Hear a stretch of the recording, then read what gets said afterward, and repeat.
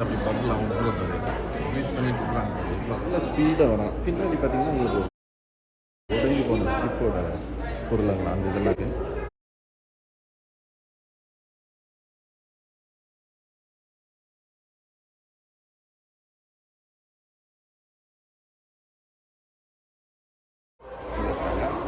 அது வந்து லயன் ஃபிஷ்ஷை பாறையாட்டவே இருக்கும். தெரியுது அடியில் மால்தீவ்ஸ் எல்லாம் போனால் குப்பையாக இருக்கும்.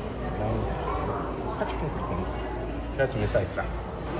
சரியா நல்லா பாஸ் பண்ணல.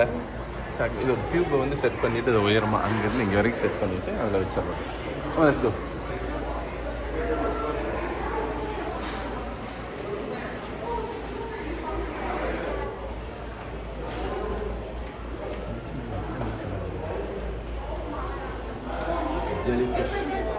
ரியல் ஜெல்லியாக இல்லை சும்மா ஏரோப்ளானில் செஞ்சு விடுங்க. பபிள் விட்ருக்காங்க. பபிள் இதெல்லாம் ஊர் சுற்றி எல்லாம் பண்ணிட்டு அதனால அவளுக்கு எல்லாம் தெரியும். இந்த கோரல் ரீஃப்ஸ்.